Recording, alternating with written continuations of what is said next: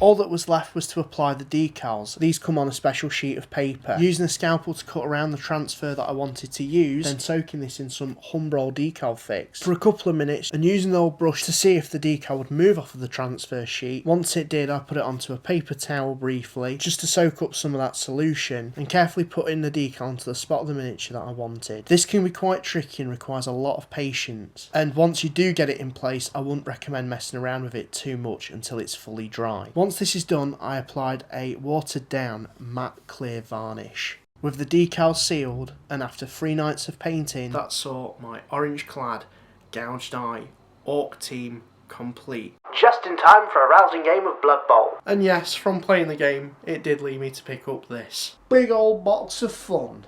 A lot of plastic to paint.